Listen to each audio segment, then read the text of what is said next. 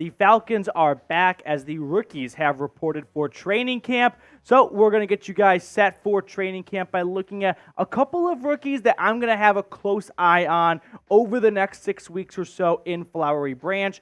Before we get to all of that, if you are excited for Falcons football to come back, because watching that Netflix quarterback series, it made me realize just how starved I am for football. I've always been a big believer that football is not back until that first game on Thursday night, which this year is the Chiefs and the Lions. Preseason is just one horrible case of blue balls for the entire month of August. But if you are ready to hear the sounds of pad smashing and the smell of freshly cut grass, then make sure you like today's video. Now, we're going to look at 3 rookies to keep an eye on during training camp. Just guys that whenever you go out and try and round up whatever's going on at Falcons training camp, players you'd like to see get some good news coming their way. So let's get started with the top 10 selection Atlanta made in this past draft, Bijan Robinson. Why am I watching Bijan? Because I couldn't be more excited for Bijan Robinson. I'm not watching for Bijan Robinson to see, oh, what kind of role does he have on this roster? You want to know his role? It's get Bijan Robinson the football. That's his role on this roster. He's going to be a weapon. He's going to be in the slot. He's going to be in the backfield. He might even throw the ball a little bit. I wouldn't be shocked if Bijan's involved in a trick play and he's thrown to a wide open Desmond Ridder down the sideline. That's how athletically gifted this kid is. He is a football player. He is one heck of a football player. This is not, I want to see Bijan see if he can get some real starting reps and take it away and run with the first team offense. I already know all that. I just want to watch Bijan Robinson play. I just simply want to get Bijan Robinson highlights in my life. That is why I'm watching Bijan Robinson. Now, as for what he's going to look like on this roster, he's already the RB1, in case you're just coming out from underground for the first time since April. Tyler Algier is RB2, but I think he's still going to get a good-sized workload. And then Cordell Patterson's going to be that gadget flex RB3. Use them however you want. Now, the Falcons wide receiver depth chart is, well, we know what it is. We don't need to harp on it. But the point is, after Drake London and Mack Hollins and Scotty Miller, there's not a ton of proven talent there, which is why you might see Bijan Robinson have some receiving touches this upcoming season. Something that he is used to doing, right? During his time in Austin, Texas, 805 career receiving yards, 13.4 yards a reception. I know 805 and 60 grabs do not jump out to you as a huge number, but keep in mind, Big 12 college football offense does not throw the ball to the running back all that much, at least not running backs who are designed to play in between the tackles. So for Bijan to casually scoop up an average of 13.4 yards a reception and 8 touchdowns to go along with it, it just goes to show that he's got good hands. And if he gets a bigger, target share than 60 receptions throughout his time at Texas, he could turn 800 yards into some Austin Eckler type numbers in the receiving department, but with Adrian Peterson numbers on the ground. That's how gifted Bijan Robinson could be in my eyes. I think Bijan will be a top 10 running back this year. Earlier, when we were scripting the show, I put might be, but you know what? I'm all the way there. Bijan Robinson, lock it in right now. Top 10 running back in 2023. You can carve it up however you want. Bijan's going to be top 10 this year. And I'm just excited to watch the highlights in August all the way through until the end of the season. So what do you guys think? Will Bijan Robinson win Offensive Rookie of the Year? Yes or no? We know that there is no such thing as a guarantee in the NFL draft, but I feel so confident about Bijan being a guarantee. Falcons legend, right? Someone who's going to retire, hopefully with Atlanta as this team's all-time leading rusher and touchdowns, yards, everything. And that could start with winning Offensive Rookie of the Year in his first season. The second player I'm going to keep an eye on is Zach Harrison, the former Ohio State Buckeye who Atlanta found in the 3rd round of the 2023 NFL Draft. I'll be curious to see, for starters, where they plan to deploy Mr. Harrison. Do they want to put him on the defensive line with the big boys, Calais Campbell and Grady Jarrett and David Onyemata, or do they want to make him an outside linebacker? At the end of the day, Atlanta is still looking for a direction and future at the pass rusher position, and hopefully Zach Harrison can be that guy, right? He's a freak of nature. He's super bendy, great size. The only thing that was missing was the actual production, the sacks at Ohio State, which is usually kind of the inverse. Sometimes you see a lot of production, but you don't believe that will scale over to the NFL because they're undersized or something like that. For Zach Harrison, he's got the size, he's got the speed, that kind of stuff. He just needs to have more than 3.5 sacks in a season. But if he can put that together, and if Ryan Nielsen can coach him up, hopefully he could be a double-digit sack guy for this team in years to come. So Harrison being good as a rookie would not only be great because who doesn't want good players on their team, but it would also be very reassuring that, hey, going into the next season and the next season and the years to come, Atlanta's got at least a building block at the edge rusher spot. Because right now, it's not going to be Bud Dupree and Calais Campbell leading this team in sacks for the next 5 seasons. But it could be Zach Harrison. And that's why I want to see him have a really strong training camp and hopefully elevate this defense to new heights and put this defense on the map as someone that's not going to be an easy out on Sunday. So if you are ready for training camp to get here and get underway, make sure you subscribe. That way, when training camp news, injury news, unfortunately, trade rumors break, all that good stuff, you don't miss a beat. You're not in the dark. You're not the guy showing up to your friend's basement or going to the bar, and you have no idea that so-and-so might be on the move or an injury happened or something like that. No, your friends, Petey and Rolly at Falcons Today, kept you in the loop by making sure you're subscribed. Also, speaking of Bijan, if you do not have a Bijan Robinson jersey, get some help because you need a Bijan Robinson jersey. This is going to be the #1 selling Falcons jersey in 2023. I'm a big believer in a second jersey guy, meaning everyone gets the mainstream jersey. You want to find a deep cut, go with the second jersey, but there are exceptions. Bijan's an exception, right? Justin Jefferson is an exception. You got to go get like a Patrick Mahomes. You just can't pass on these generational talent type players. So get a Bijan Robinson jersey now. That way no one can call you a bandwagon fan for getting in 2 to 3 seasons. No, you're getting in on the ground floor, baby. Get it today. That link's in the comments and the description of today's show. It's chatsports.com/BijanATL.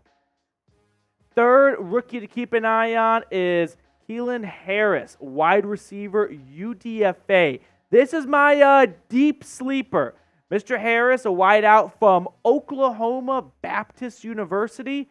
Sounds like a school that have a great golf team, but had no idea they had a football team. But he was very productive for, I believe, the Bison is what they are. 2,500 yards through 34 games and 26 touchdowns. I will be the first one to admit I missed a lot of the Oklahoma Baptist games this past season. Did not find that on my deep ESPN Plus account, but I can tell you that if you want to be a UDFA wide receiver to make a 53-man roster, you should be in Atlanta because there is a lot of competition at this wide receiver position outside of the obvious locks like Drake London and Mack Hollins, and the fact that Scotty Miller is an obvious lock with Atlanta really says something about the depth at this wide receiver room. I think there is an argument to be made about, hey, if 5 or 6 wide receivers make this team, Drake London, Mack Hollins, Scotty Miller, Kaderil Hodge, that's 4. There are at least, I would say, 3 spots up for grabs. That's very uncommon. Like, look around some other NFL rosters. There are maybe 1, maybe 2 spots at most up for grabs. For Atlanta, outside of London, Hollins, or Miller, I don't think anyone's a guarantee to make this roster. So for Harris, he could really emerge and crack the 53-man roster, which would be great for him. But for Falcons fans, outside of just being the 53rd guy on the roster, Atlanta needs someone to break out, right? They just need one of those players that every year no one sees coming, no one drafts him in fantasy football, and then he's the must-add waiver wire pickup in week 2 of the season. Atlanta needs that at wide receiver. They need a spark. They need someone to just grab this season by the balls and go, hey, I know that guy on Falcons Today said our wide receiver room sucks, but you know what?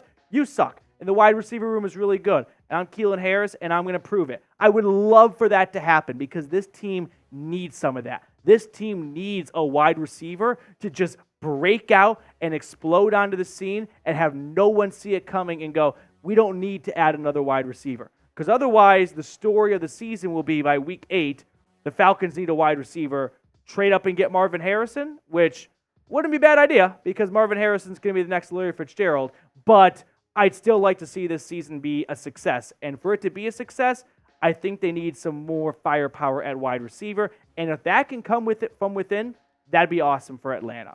So which rookie are you most excited for? We just went through 3. I'm definitely excited to see Clark Phillips, the cornerback out of Utah. There's a lot of other rookies, the safety out of Alabama, Hellum. So there are some good players on this team at the rookie spot. But let me know which one you are most excited to watch.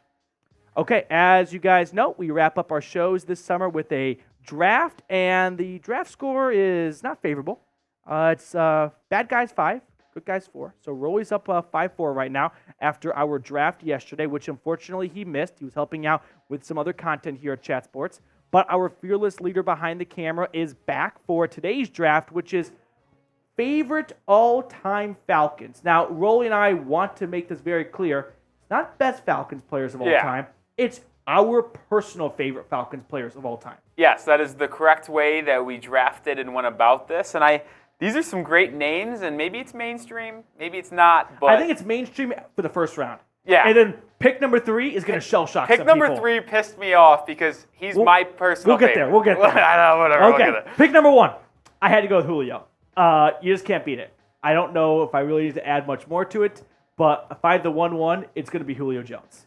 Yeah, I mean, listen, you can't go wrong with Julio Jones, best wide receiver of all time, one of the most electric players for Atlanta. With number 2, I went with our quarterback, Matty Ice, Matt Ryan, won MVP in 2016, brought us so many good memories as Falcons. Yeah, he is our sweet prince. He is definitely that, only if he was able to close out that 28-3.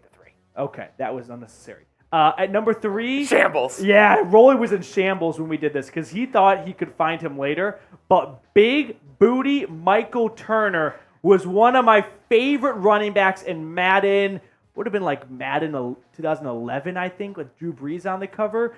But Michael Turner, he was so fun to watch. I know he won't go down as his all-time leading rusher or anything like that. But at least as long as I've been alive and watching football, Michael Turner, one of my favorite Falcons players. Yeah, I was absolutely devastated with Michael Turner off the board. He is my favorite Falcon of all time. I rebounded with Deion Sanders. How can you go wrong with prime time?